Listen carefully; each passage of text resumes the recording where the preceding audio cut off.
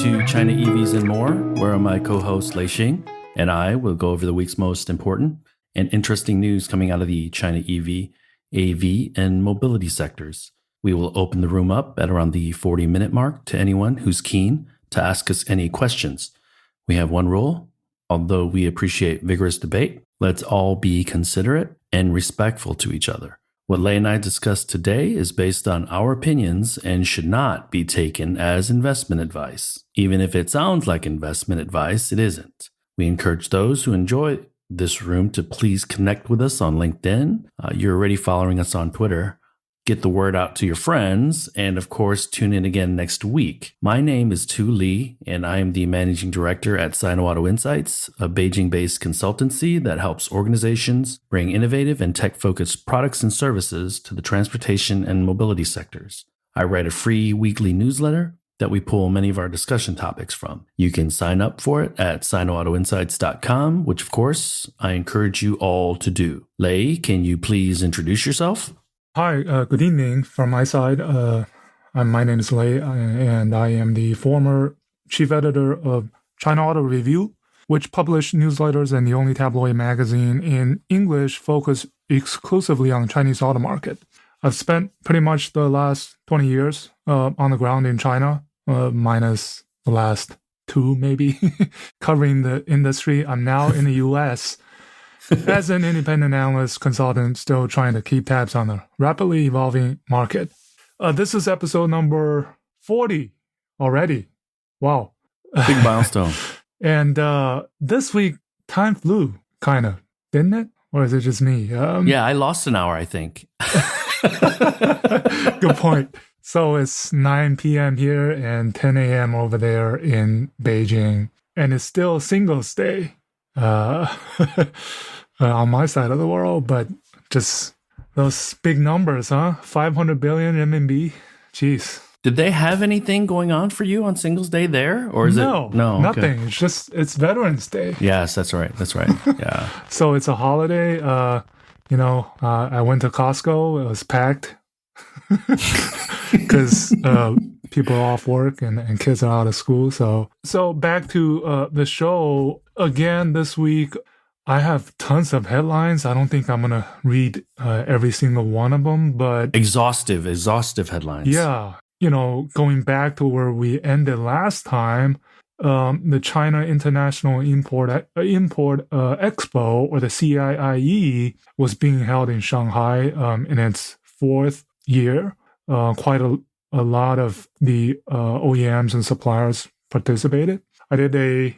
So I heard there wasn't a ton of foot traffic because locally there's some restrictions. Right. So I saw some media get into it, but then on Saturday, on Friday, I went to have checked out the EQS, and then had a nice golf outing with our good friend Taylor and his team at Snowball.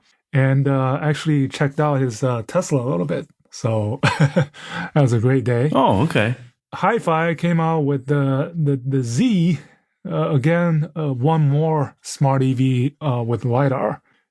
Big numbers came out. EV numbers came out from both CPCA and CAAM. Again, humongous numbers. Tesla and the overall market. Geely came out with the truck. Big NIO Q3 earnings. Home truck.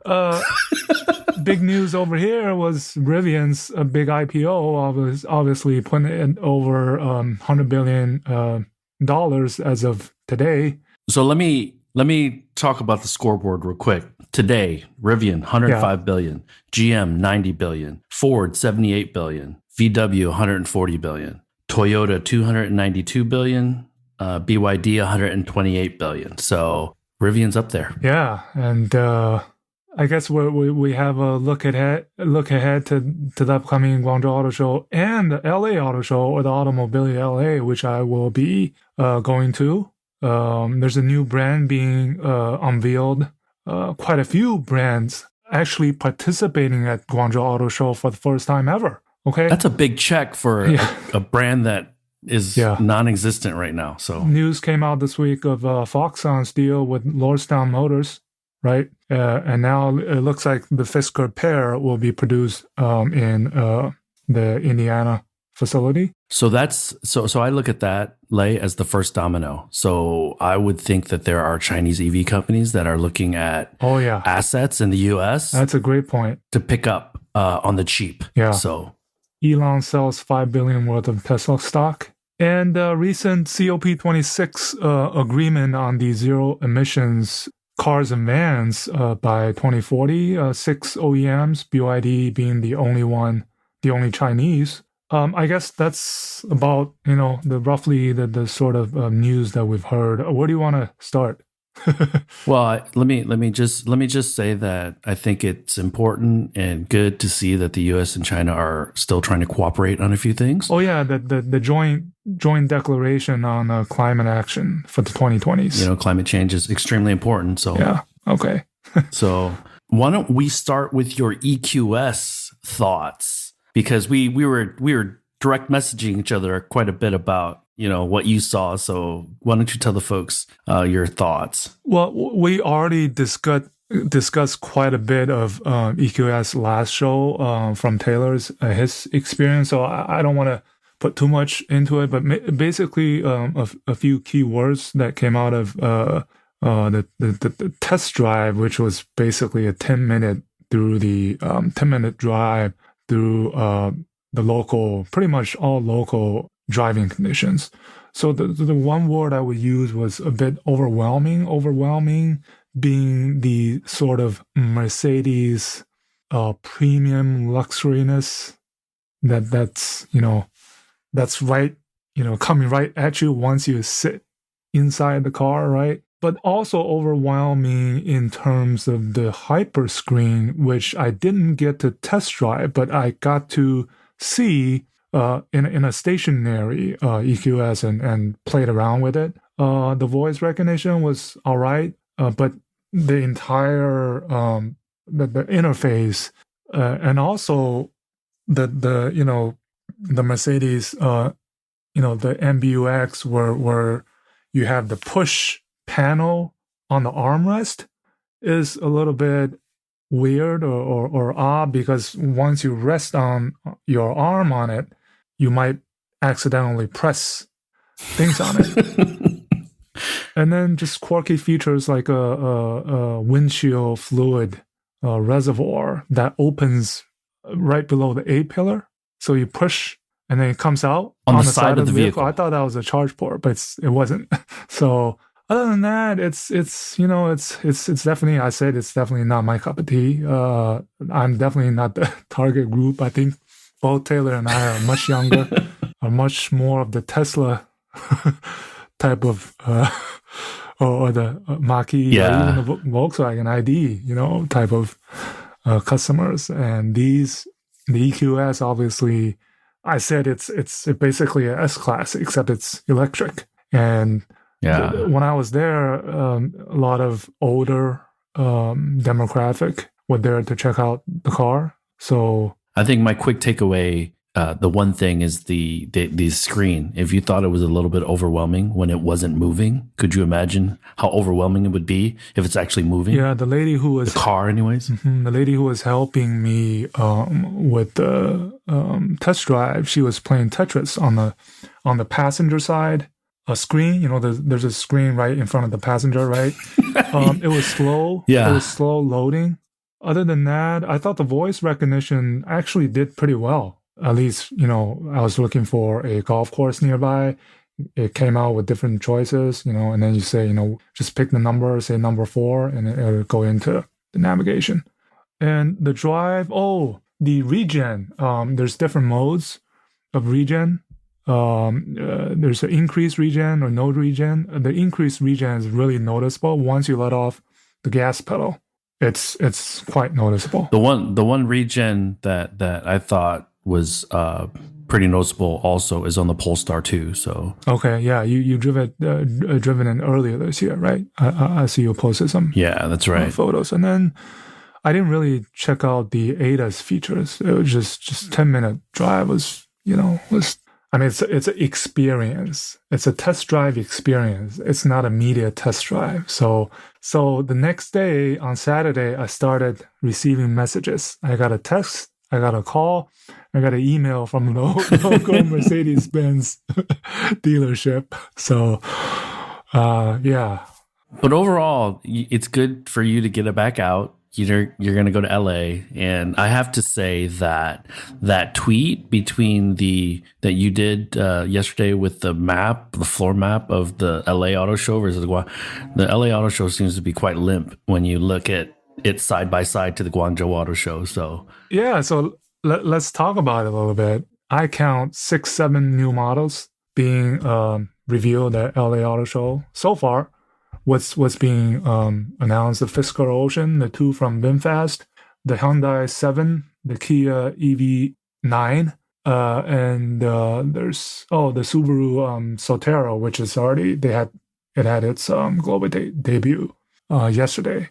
Other than that, Porsche has something going on, but I don't think I'm not sure. We'll have to check with Abe. It might not be EVs, but of the ones that I've mentioned, they're all EVs. So that's an interesting, part of it. And the one brand that sticks out is VinFast because the rest are incumbents, right? Yeah, they seems to have a really ambitious target and enter the U.S. market by next year. For those that don't know who VinFast is, it's a Vietnamese car company, and they have a conglomerate in Vietnam called Vingroup, and they do real estate. They do a lot of other things. Remind you a little bit of China Evergrande. But the owner or founder of Vingroup is the richest person in Vietnam. So he's well capitalized. He hired quite a few ex-GM folks, I believe, mainly to be the leadership of that group. And they started out in Vietnam with a couple of petrol engine vehicles, but they're moving to the EV sector, opened an office in Silicon Valley, and I know that they were recruiting heavily. So it'll be interesting to see the reception that brand gets. And I will also say that peculiar in their absence is Canoe, is Rivian, is Lucid, and a handful of these other car companies that we're tracking in the U.S. because I think they'd rather not share the stage with the traditional legacies, maybe. Yeah, well, I mean, Rivian and Lucid, they've been making enough noises over the past few days and weeks. Right. And Rivian does have one of its NIO houses, Rivian houses, out in near LA. So if I have time, I will try to go check it out. Just get a feel of it. I guess the Fisker Ocean, they're supposed to announce 3 key details. One of them being the range. And then I guess a sneak preview of the Pair, whatever that form is going to be. And then that's pretty much it, I think. Well, I think a couple of things. I think you're going to be able to meet some old friends, I think is good. And then hopefully, I believe you're going to have a couple surprises for us coming out of the LA Auto Show that will reveal in a couple weeks. So let's move on to the GZ Auto Show. Yeah, back to the GZ Auto. Just the numbers, just the night and day. 220,000 square meters of exhibit space, 54 global debuts, 28 concepts, 241 NEVs out of over 1,000 vehicles, 91 press conferences. And I unfortunately am not going because I decided to be conservative with my travel. You're not alone. I'm hearing from the Chinese media circles that there's some concerns. Some might not even go just because, there's a few more cases in Beijing. Just yesterday, right, reported one of my coworkers, she lives right in one of the areas where that case visited. So she was getting a little nervous. That's dicey. That's dicey. It's in Taiyangong, one of the apartment complexes. So, but I think it looks like, both the LA and the Guangzhou Auto Show will go on as, so I don't think there will be surprises. But those numbers that you just brought it off are it's nothing. It's wait until the Beijing Auto Show. I will definitely be at the Beijing Auto Show. It's worth mentioning that this year's Guangzhou Auto Show actually represents what I said at the beginning, that actually quite a lot of the brands are exhibiting for the first time ever. So brands like Voya. A lot of confidence, Yeah. a lot of confidence in the market, in these companies, and these brands. Yeah, so brands like Voya is launching it claims to be the world's first luxury electric MPV. XPeng, right? XPeng is announcing I guess it's going to be called the G7.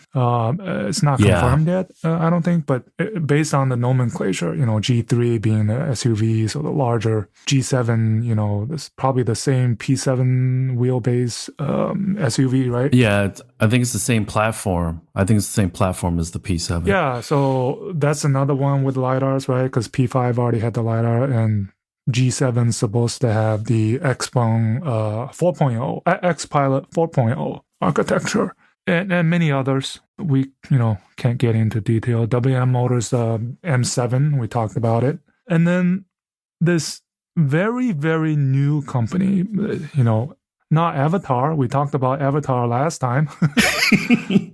That's Changan's EV brand. The AVATR is, I think, going to be as close as, there's been a lot of rumors of Huawei becoming an OEM. Yes. So Huawei is a huge part of this AVATR. So they have this platform called CHN, which stands for Changan, Huawei, and CATL, which in Chinese is Ningde Shidai. So it starts with the letter N. So CHN is also short for China.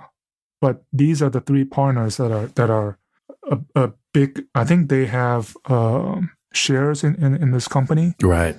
So this E11, I think, will also be equipped with Huawei LiDARs. So many more cars coming out with LiDARs. I think let me add really quickly that to me it's a little weird that CATL is an investor in an EV company because they have so many other. CATL invested in Neta just 2 days ago. Remember that? Yeah. And I just think that traditionally the mindset for the automakers is, okay, you're probably going to keep your best R&D and your best hardware for the companies you've invested in, right? So that seemed a bit weird when I read about that stuff because it creates a threat for their current customers. So just kind of my thoughts on that. But please continue. Yeah, and I think also nowadays it's really becoming blurred.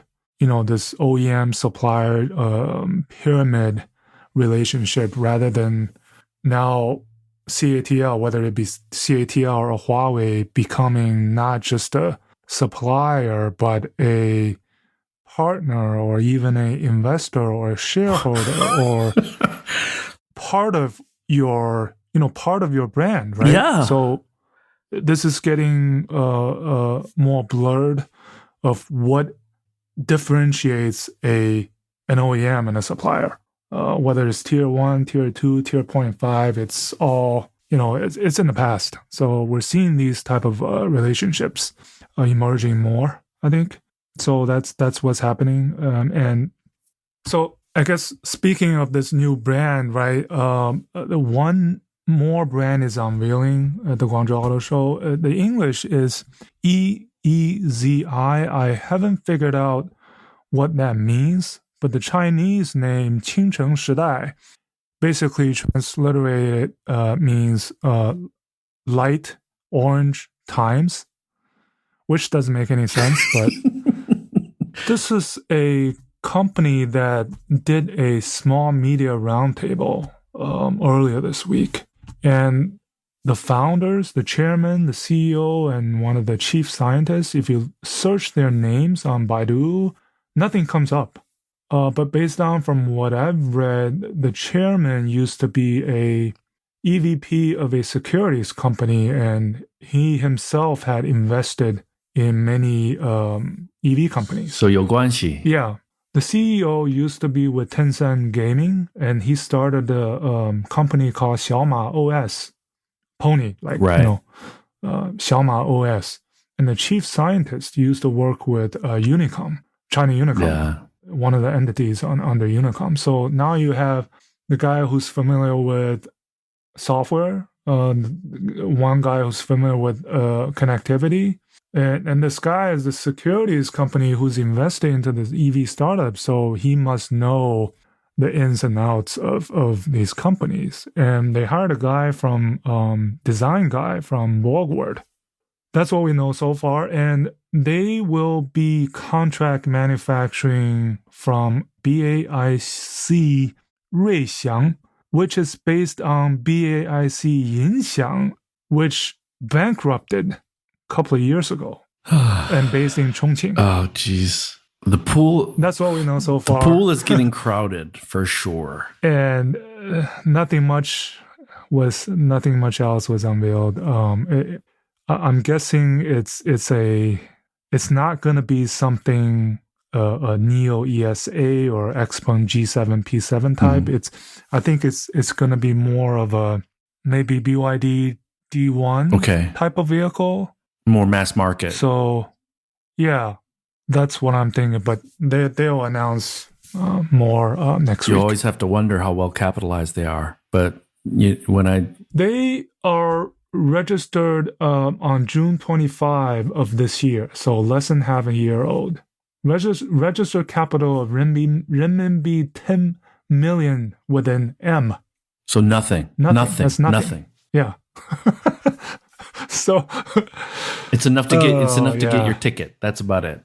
Yeah. So so you're going to be a busy guy because there's going to be all types of things, announcements on Weibo, Weixin. So my expectation is that you're going to... And then I'm going to be on the West Coast with all this time change. It's going to be weird. And you're going to be in a car a lot, right? Because you're going to be visiting people. And then next week, I still have this EVs and more duty. Yeah, dude. So you're, how's it feel? You're going to be fully back in the game next week. So, oh boy. And I'm going to do this. I'm going to say this because we have a few of the Snowball Capital folks.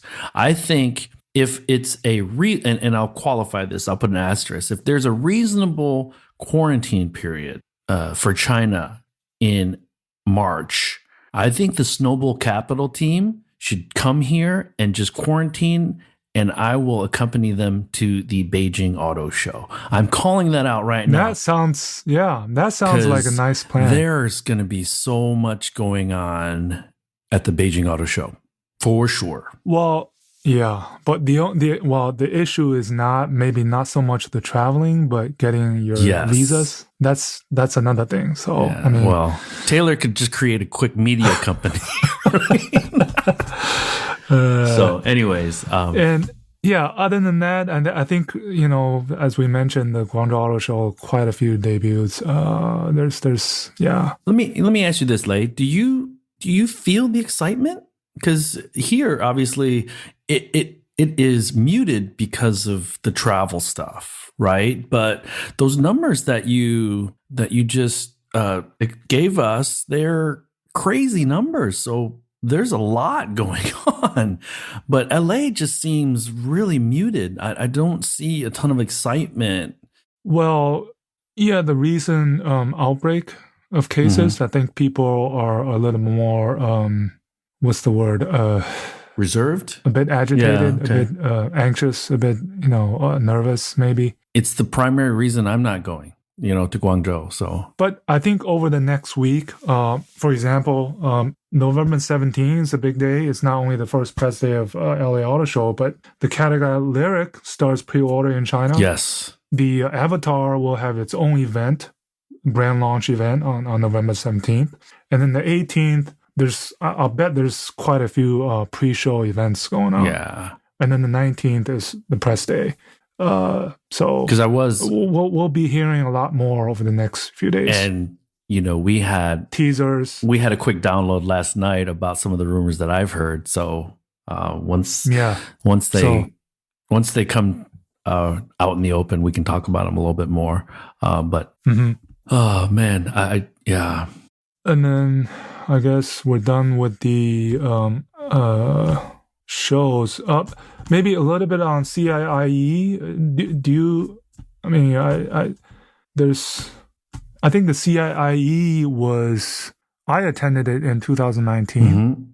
So the second one, right? Yeah, the second one. I attended one too, so I'm not. I think it was the second one as well. I think CIIE primarily for these companies exhibiting is more GR than PR. Well, obviously it's both, but it's an event to show not only your latest tech, but just being and participating at this event is your commitment to the Chinese market. And Tesla had a booth. Yeah, I think the two that stood out for me was Toyota and Hyundai, and all they were talking about were hydrogen. Yeah, and the interesting thing is both Toyota and Hyundai have local joint development production facilities for their hydrogen fuel cell stack systems in China. Hyundai has one in Guangzhou. Toyota is actually working with several OEMs. They have a joint venture, and I think they already started supplying systems recently. So the hydrogen was very big, I think, again this year. And they're fully committed. Toyota Hyundai, they're fully committed. Yeah. There's no backing out of that. Yeah. Other than that, it's just more for GR. I don't think that many people went this year, especially, the limitations. There wasn't any desire for me to head down to Shanghai to go to that thing. Yeah, even if it did, you probably wouldn't be let in. Yeah. They have restrictions on if you came from one of those regions where there were cases, it's very blunt. It's like, sorry, we don't welcome you. And I have to explain that this is part of China's COVID zero strategy, and it has a lot to do with me, first of all, being in Beijing, where the Winter Olympics is going to be launching in February of 22. So they're very keen to contain any and all outbreaks so that they don't get to the point where they're not controllable. So let's move on to sales numbers. Yeah, let's do that. I think the only thing we really need to talk about is Tesla, right? Because we kind of talked about the other guys last week, right? Tesla, I think we've seen the numbers. The only one that jumped out, I think there was some Twitter discussion on it, and I'm wondering your thought as well, is the 422 Model 3 domestic sales. 422. What's your take on that? I mean, the other numbers are what I expected. 40,000 exported. Yeah. Roughly 14,000, mostly Model Ys retail. But the 422 Model 3 was interesting. That seems to be a pretty extreme number on the downside. Does that mean? What could that mean? Does that mean all the demand are on Model Y right now? So if I'm a bull, plausible.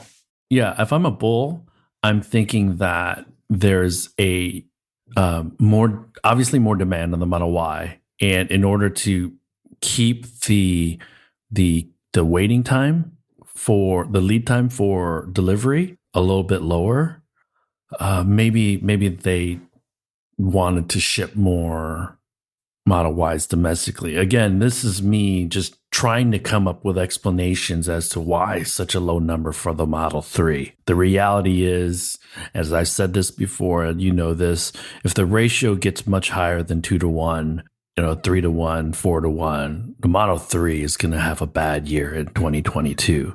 This is a 1 month thing, right? We always talk about trends. Yeah. But I can't imagine that if November numbers come in at the hundreds as well, that that's an indication to the market that the three is a bit long in the tooth. Well, yeah, we'll need a bit of more time to see the trend, but I would expect that out of the 40,000 exported, the majority are the Model 3s. Yeah. I think there were some Model Ys, and the domestic retail sales probably also majority were Model Ys. And I looked on the Tesla website, the lead times for the 3 and the Y domestically are about the same. So I don't know if that's like, meaningful. What, 10 weeks? Yeah, I don't know if that's meaningful. More than 10 weeks? So yeah, if you order a Model Y today, you will not get it delivered in 2020, 21. So, but I was, because you and I probably get pinged fairly often about advice on what to buy. So my friend here was looking at a 3. Then he was like, "Oh man, the Mach-E looks nice. I want to go test drive it." And so he invited me to go with him, and he talked to the retail store, and they were like, "We only have one test car, and you have to set up an appointment for it, basically." And so he pinged me, and he was like, "Yeah, I don't know if Ford planned production very well." And I was like, you know what? I just don't know if they thought demand 2 years ago when they put this date down, that demand was going to be like this. And so I'm thinking that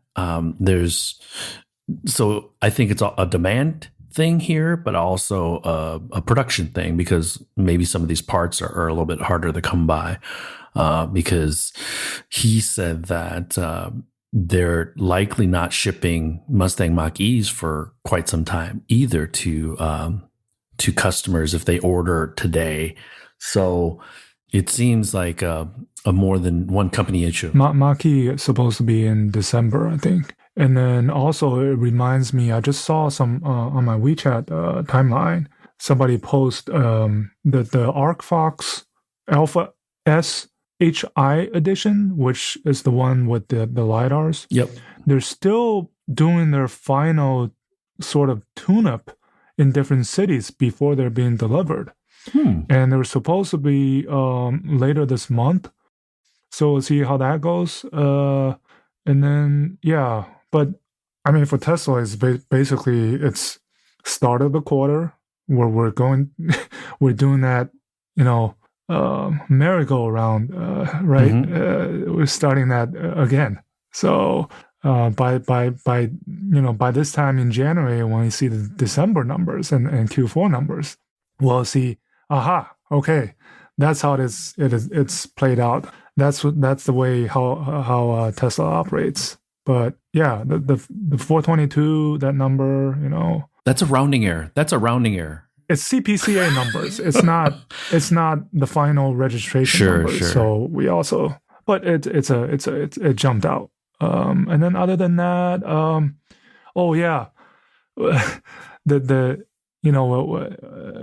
Herbert Dees, he posted on LinkedIn about VWID sales now beating. You gotta have these small wins, man. You gotta have these small wins. NIO Xpeng. I thought that's a huge endorsement of NIO and Xpeng, that you compare your sales with them. It's not so much about Volkswagen, but okay, so that's a lot of respect, right? If I was Xpeng and NIO, all right. But there is a lot of pressure on him, though, right? Because they were about to vote no confidence in his leadership, so he needs to kind of pander a bit, I think, and kind of promote these small wins. Because to me, this is a very small win, right? Like they should be much higher in sales volume, in my humble opinion. Yeah, and it could also be an endorsement of VW China, right? There's some recent rumors saying that he wasn't happy with the China results. Yeah. Well, I wouldn't say the specific person, but it looked like, one, endorsement of VW China, and two, the endorsement of the smart EV startups. So that's I've heard that they are pretty concerned. And so, to your point, it would make sense that this is kind of their attaboy to the team here. Like we're Yeah. going to get there. We're going to get there. We're going to open more retail stores and we're going to get there. So, And yeah, and then just the overall market, right? We've seen numbers. The CAAM number was 383,000. So just to put that into perspective, in 2016, so just 5 years ago, China sold 500,000 NEVs in 1 year. And now in 1 quarter, it's already approaching 400,000. yeah. And it was over 2.5 million, right? Remember back in April, what was our forecast? 2.5 million. Remember that? Yeah. And then I raised it to 2.8 million. And then later I raised it to 3.2 million. See, And I was the conservative one. Now I'm just like, you know what? I'm just going to throw out a weird number, 3.4, 3.3. I don't know. It's just. Yeah, now I'm my basic perspective in looking at this based on the historical trends and the current 2021 trend and the seasonality, November and December will always be huge numbers. Whether the numbers are artificially elevated or not, but they're always huge months. If you look at the quarterly sales in the past 5-6 years, right, it's always huge month. So that's what I said. The simple math is 400,000 in each of the remaining 2 months will push that number to over 3.3 million. Let me ask you this. Do you think the current restrictions and the current concerns with COVID will tamp down some of that demand or those sales? No, I don't see it. I think this is a simple case of just the secular shift. Yeah. Remember your slide. ICEs becoming EVs, becoming AVs, and then it'll just be Vs. Yep. Right. Yep. I think EVs have gotten to the point. And if we look at the LA Auto Show, all the debuts are EVs. If we look at the Guangzhou Auto Show, I think it's gotten to the point where if you launch another new ICE model, it would feel weird. Oh, it's almost like 不好意思, like, oh. Yeah, 不好意思, exactly. Like, who would do it? Like, make a big deal about it, Like, 不好意思 means like, in English, it means, oh, I'm sorry. Kind of like, oh, being very humble about something, right? Like, my mistake. Yeah, so and if you look at BYD, right, again, 90% of their sales are NEVs. And all these traditional Chinese OEMs are coming out with hybridized plug-in hybrids.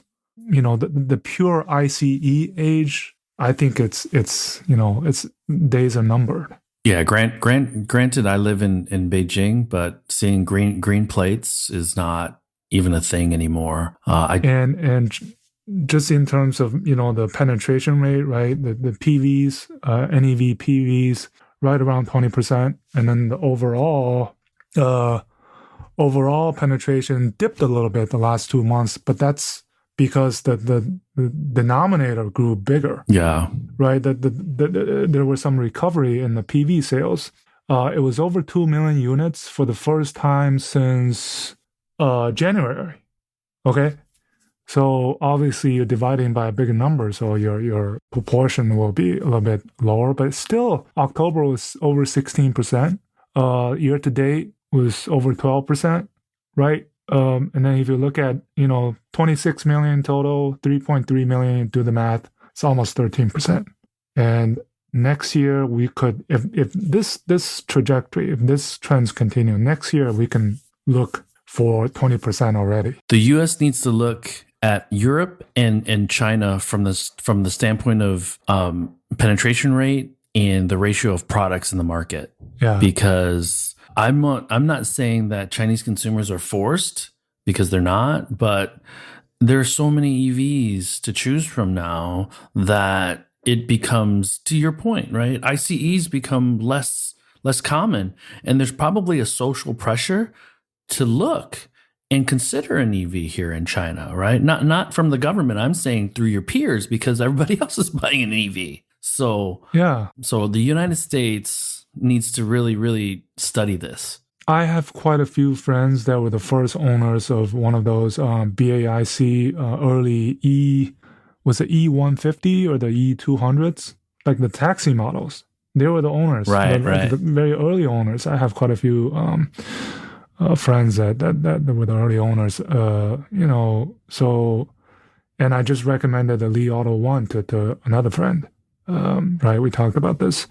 It's just becoming normal now. I think when you look for a car on the market, that perhaps an NEV would be at the top of your to buy list rather than something else. And the other thing that's really important to note is that these EVs are pretty desirable. They're not, I mean, they're Tesla, right? Yeah. There's NIO, there's Xpeng. So these things are terrific products. It's not, they're not settling for anything. And there's a bit of a kind of a Chinese nationalistic pride in it as well, right? All these new brands coming out with these models, they've proved themselves so far, whether it be quality, service, whatever, using the vehicle, right? Yeah, so this, but having said that, I think 2021 we will never have another 2021 in terms of the sheer volume added. We're going to add 2 million NEVs in 1 year. Okay. So if you look at this high base number, then you look at next year, 3.3 million, even if you grew 50%, it's going to be 5 million. Yeah. So, right. Bananas. Yeah. So I think 2021 will be, I think, the biggest year on record in China NEVs in terms of volume added. Percentage-wise, and also net volume added wise, I think. Because, right, once you get to like 10 million units a year, you're not going to double every year, right? So, right. Yeah. So I say we keep talking, but I want to open up the room to any questions or comments because I want to talk HiPhi Digital GT Z or Digital HiPhi GT Z. HiPhi Z. The Digital GT. Yeah. I looked at a couple YouTube videos right before I jumped on, and it's out there. It's, the interior is much more conservative than the exterior. I mean, there's LEDs on the door, and the doors are suicide doors. So it's a 4-door, but it's kind of sort of a coupe. And I think they need to go back to the drawing board because they only have one LiDAR. But it is 95% design frozen. And so again, Snowball Capital or anyone else who's listening on this podcast, if you want to come to China and go to the Beijing Auto Show, they're gonna show the production version of that HiPhi Z. So I don't know. What do you think? Do you like it? I'm not sure if I like it, but I think they've definitely hit a sort of not a sweet spot, but an interesting spot in terms of not only pricing, but in terms of design and quirky features, and worked out. Look at their volumes, right? It's only a few hundred units, but for that price range, and it surprised me to tell the truth. Well, they're because those volumes that we're seeing is Model X volume, Model X, right? So Taycan, right? So they're effectively taking share from Model X, which is long in the tooth here, and so because we're talking $100,000 car, a electric vehicle, the X anyways is an $90,000 USD vehicle, but I didn't see pricing. Did you see pricing? No. Okay. I think it's supposed to be a bit lower than the X. I'm thinking it comes in at around $60,000 US, 65,000 US. Yeah, they're calling it a double flagship. So I guess meaning they don't want it to be necessarily one above the other or one below the other, but yeah, I saw that too. Kind of like a tag team or a double And they serve different For now, segments, so it's okay to do that, I guess. Yeah. So besides the lidar, I guess the most quirky feature is the gimbal screen. The center stack gimbal screen, which is like they call it a little robot. Robot arm that moves the screen side to side, up and down, and turns towards you, right, or toward the driver or the passenger. So yeah, I talked to somebody yesterday who's kind of learning about manufacturing consumer product, and he's helping design the consumer product, and so telling me, his lessons learned from talking to these huge Chinese manufacturers who he's reached out to help them go to production with the consumer product. And I was like, oh man, he said the design needed to be this way and this way, and it needed to be glued this way. And I was like, that's going to be a manufacturing nightmare. So that gimbal and some of that other stuff, oh man, because manufacturing guys just want it designed one way very easily, so they can put build 1 million of them very quickly, right? And they're doing this at a plant that was retrofitted from the Dongfeng Yueta Kia joint venture. And by the way, Kia is probably gonna buy out the shares in the JV because that JV is not doing well. Right. And it's almost like NIO's JAC partnership that this has worked out for them. That they can build these kind of sophisticated smart EVs with good quality and they're selling. So yeah. So that's why the EEZI guys, they're like, hey, if they can do it, we can do it. Yeah, and they're probably because asset light here is, and buying up capacity is going to be easy because there's a lot of capacity here, and converting it is a lot cheaper than building a new factory. And the Chinese government is probably not going to let you build a new factory anyways because you're not going to get that manufacturing license. Oh, we forgot to talk about NIO earnings a little bit and maybe some of the highlights. Maybe we should talk a little bit about that, and then I think we're good for this. Right on. So NIO, I guess, just a lot of numbers, right? They did that William spit out. One that jumped out at me was we actually got to see how much each of those credit was worth. 181 million worth of EV credits. Well, I'm not sure if we were talking about the same. So basically, from the earnings call, it was 517 million RMB for 200,000 credits. So you can do the math. It's a little bit over 2,000 RMB per credit, which is what I estimated that they were around 2,000 to 3,000 RMB per credit. Mm-hmm. So that kind of helped their gross margins a little bit in Q3. But he said this only happens especially in Q3, so they're not going to have the same. Oh, so they only recognize it once a year? Recognize it, right, in Q3, but they're not going to have the same in Q4. Right. And then just really they were talking about capacity at the current JAC plant and the NIO park they're building, which goes into production next Q3 of 22. Combined maximum capacity is 600,000 units. And expectation is this year, they're 100,000 deliveries, right? Roughly. They might not get there, but the expectations, I feel like, is that next year they can double to 200,000. Yeah. And then with the 3 new products from the NT 2.0 and then the mass brand, I think William Li said, these plans will serve them well, at least by the middle of the decade.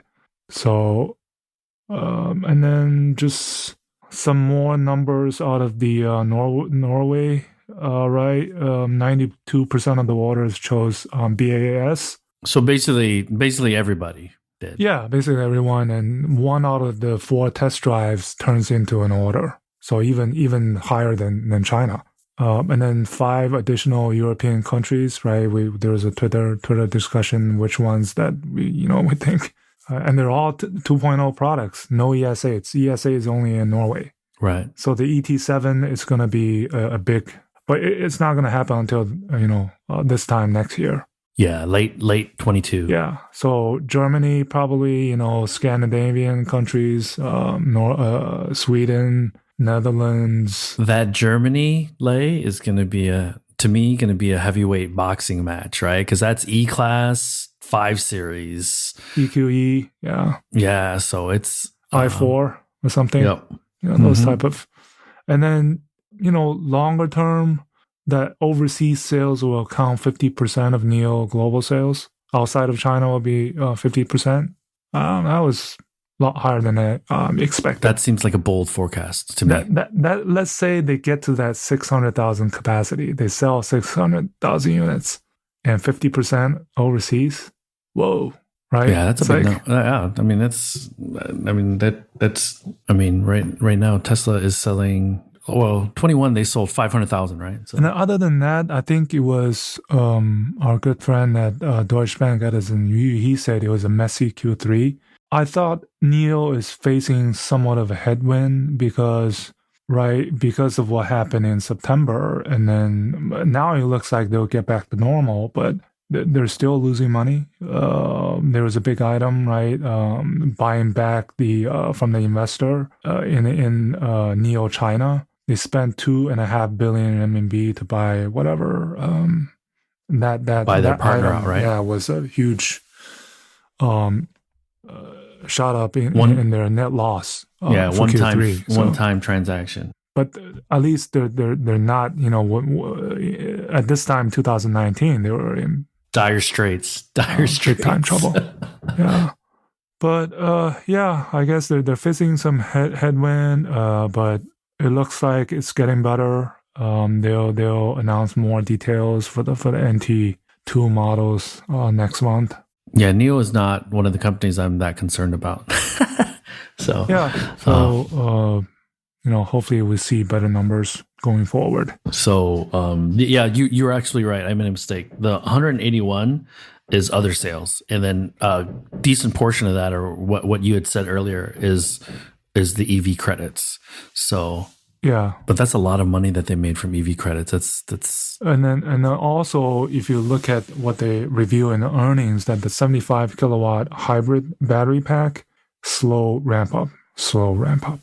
It's that's why I feel like one of the sources I had was besides the chip shortage, that the battery is still an issue going forward. Right. This goes back to Elon with manufacturing hell, right? These things happen during ramp, right? This just means they're typical, right? I don't think this is a NIO specific issue. I think this is a cutting edge, high tech ish manufacturing that they don't have a lot of experience with. No one does. So yeah. I mean, William Lee, he mentioned that the battery is right now one of the biggest constraints for NIO. So and I would assume that we can. If NIO is having problems, other car companies are having problems too. So I don't think it's a NIO specific issue. The ambitious, the NT 2.0 products, 300,000 K for 25% gross margin. That's a big target. Yeah, that makes every car company envious. 25% gross margin. So what was Tesla? Was Tesla close to 30%? No, was it? No, I don't. I don't remember, but it was pretty high, I think, for Q3. So I think in the 20s. I don't think it was in the 20s. Yeah. But so I think we're good. What do you think we close the room at this time? Yeah, I think we've covered pretty much everything and answered a few questions. All right. Yeah, so I guess I'm a little anxious for next week because I haven't traveled in 21 or 22 months. Be active on Twitter so we know where Waldo is, and take pictures, because again you're like a kid who's getting on a plane for a first time, checking everything out, like rebirth. So And then if you see anything cool at the auto show, let us know. We'll have our recap, right? Yeah, I'll probably meet up our good friend.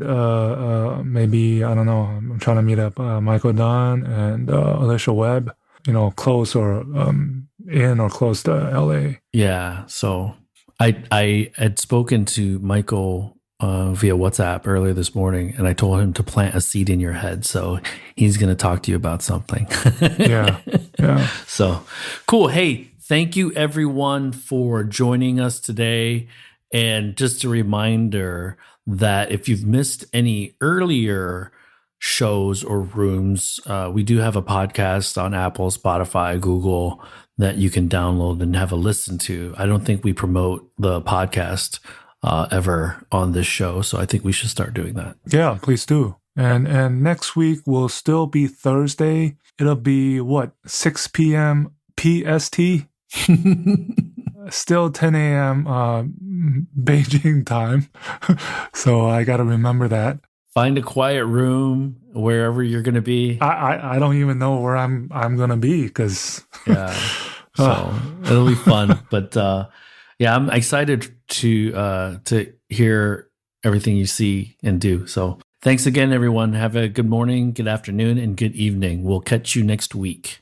Likewise from my side. Bye-bye. That brings us to the end of this week's show. Lei and I thank you for tuning in. My name is Tu Lee, and you can find me on Twitter at Sino Auto Insight.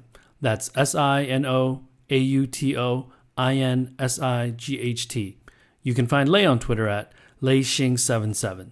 That's LEIXING77. If you wouldn't mind rating and or reviewing us on Apple Podcasts, Spotify, or wherever you grab your podcast from, we'd appreciate that as well. Even better, if you enjoy this show, please tell your friends about it. Please join us again next week as we track down all the latest news on China, EVs, and more.